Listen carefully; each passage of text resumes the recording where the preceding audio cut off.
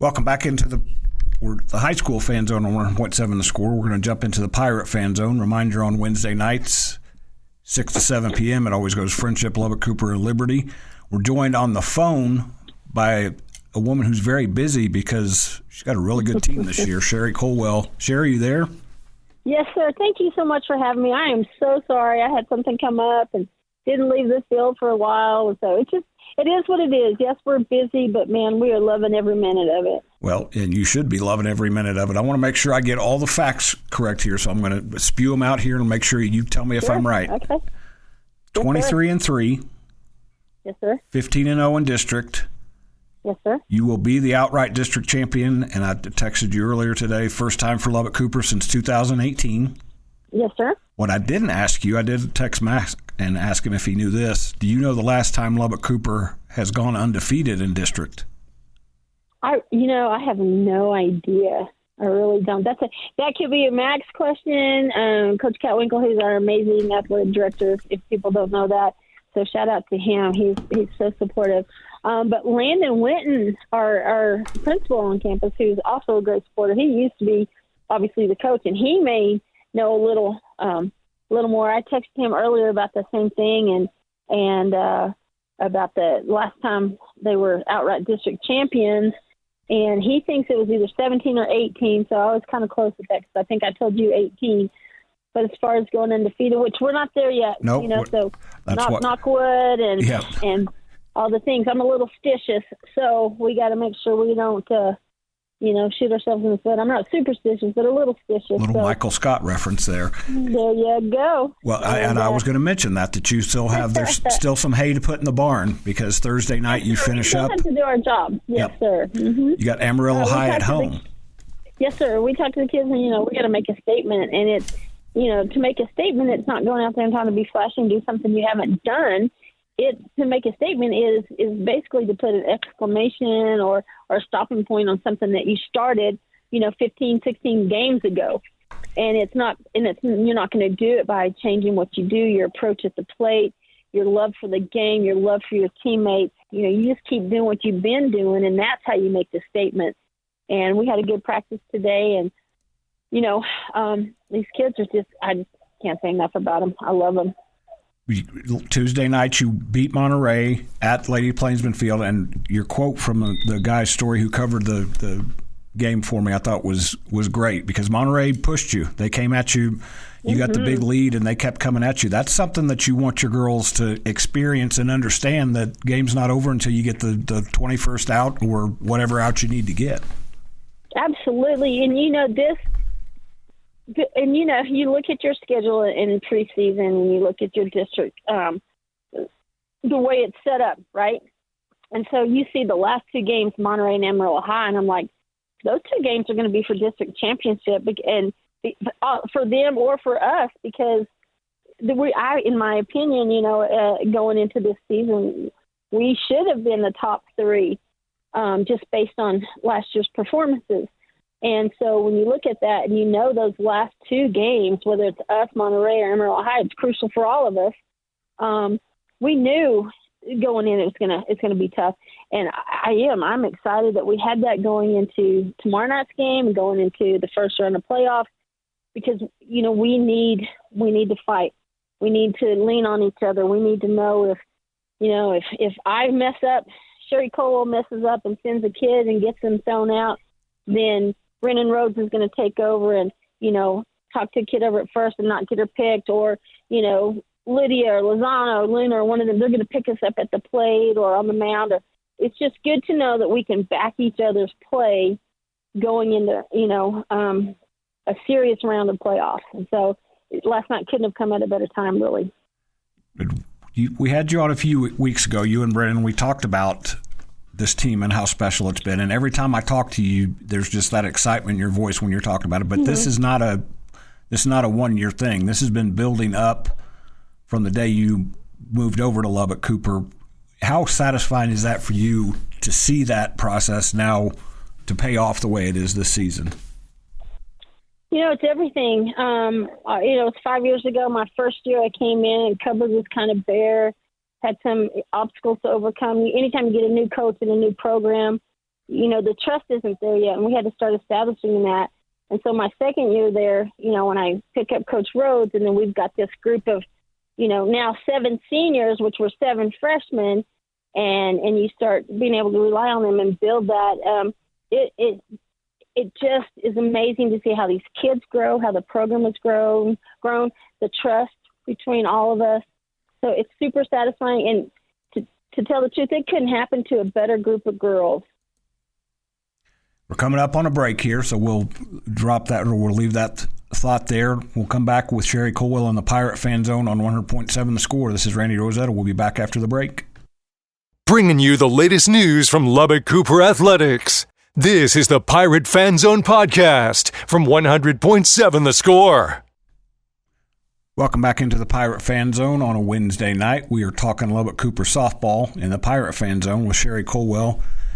Sherri, something that's caught my attention, and I think when you guys were on here, you'd mentioned that Alyssa Lozano was ready to come back and start pitching a little bit. She's played all season, but she's throwing the ball now from the circle, which to me, watching the playoffs enough the last several years, when you get to the playoffs, you need to make sure you've got 2 girls you can lean on, because you're playing. There's always a possibility you're going to play those 3 games in 2 days. It's going to be, knock on wood, hopefully the winter weather's gone for good now. It's going to be nice and hot, and girls get worn out in the circle a little bit. How important is that for you guys to get Alyssa back there? And not that Brooklyn Collins hasn't been a good second option, but having Alyssa and her experience back, how big is that for you? Well, you said it in that one word. It's experience. She has played and pitched in playoff games since she was a freshman. She and Brooklyn Ray both, and Lozano had the bulk of those. We didn't get to pick Collins up, I think, for playoffs. She didn't throw for us in the first year of playoffs her freshman year. So having that trio from here on out, sophomore through senior year, is huge. It's crucial. And she went out last time and played Amarillo High and just shut them down. It was a fantastic, basically debut in the circle this year, really, after sitting for a little bit and making sure her rehab was complete. But just to have all the looks that we do have, Lozano, she's got movement that even the umpires are like, dang, you see that? And we're like, yeah, we saw it. We see it every day. It's amazing. And then you've got, Collins, who comes from the left side, and it's always good to have a lefty in the circle, and she's got some movement, side to side in the zone. And then Ray, who's got a little more speed, and she has a little better up ball. So it's good to have those 3 looks. And to be honest, we've been using Gunsit and Southern in practice, and they've gotten some reps in practice. So if we have to, we need 5 arms, we got them. And that just goes back to how these kids listen to us, and we tell them all the time, you've got to be utilitarian. You've got to be able to play more than one spot, and you got to be able to shift gears from one spot to the other when called upon. And man, they've answered that call in spades, and it's just amazing that you have a group of kids like that. But yes, it is good to have both Brooklyn and, of course, Alyssa. You kind of touched on this too. You get into the playoffs, and then there's matchups become a little bit more of a thing. Last night's a good example. Monterey sounds like they hit Brooklyn Ray a little bit. They couldn't figure out Alyssa a little bit. So right. And we had to make that change early due to an injury. It had nothing to do with Lozano's performance in the circle. And we're down a kid due to another injury. But we'll have that kid back within the week, which would be fantastic. And it gives us a little more flexibility. But the best thing about last night is when we did make that change, even though, Ray got hit, a little bit, other kids had to come in and play different positions. And then when we brought Laws back in the circle, and we put, Gabby Hernandez out there in right field, and she had just a minor error, the play before the final out of the game, which she dove for and made the catch. So it's like a puzzle sometimes, but these kids are so good at fitting together that really I don't think we ever really panicked. We just knew that we needed to make some adjustments, and for those kids to respond is huge. Well, and this group has been through that they've had their mettle tested in the playoffs already, and that's going to help you when you get to starting, I guess, the end of – I want to make sure I've got this right. It's not early next week. It's the end of next week when you get started. Yeah, Thursday, Friday, Saturday, we get to start. So 24, 25, 26. I thought you were going to break some news there and tell me who you were going to play.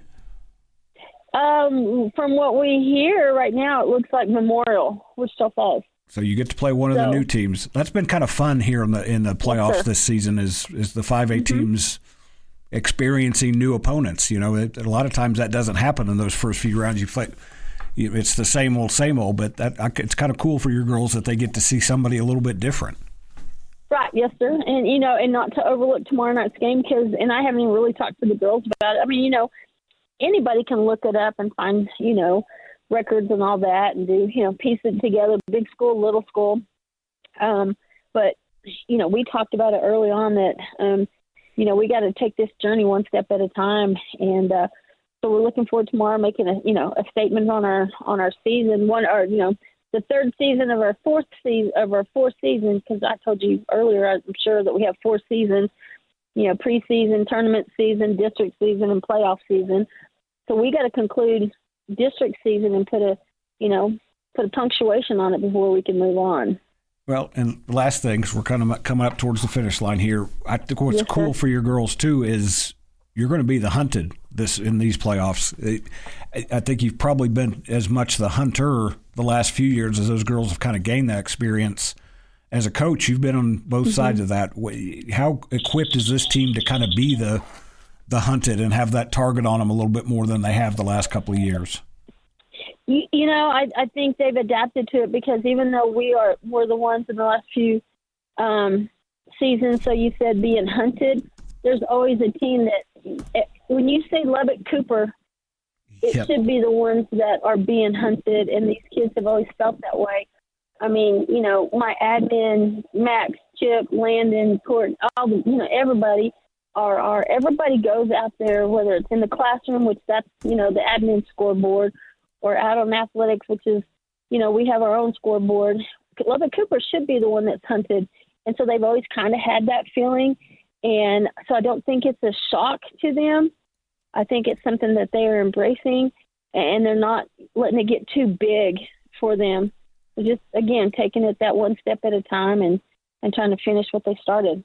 Well, what they have started and continued for 15 games in district play is they have not lost a single game in district, which is impressive anytime, but you kind of touched on it. Your district in a lot of sports is going to be competitive and a grind. Your girls have handled it well. One more step to take. Thursday night at home against Amarillo High, 6:30 p.m. Sherri, I appreciate you coming in. I'm sure I will talk to you and see you really soon here as the playoffs get going. Yes, sir. Thank you so much for having me. We'll talk to you soon. All right. Take care. We'll be back after this break in the Patriot Fan Zone. I think Joe Sexton is either here or on his way. We'll talk a little bit of Liberty football, Liberty offseason when we come back on 100.7 The Score.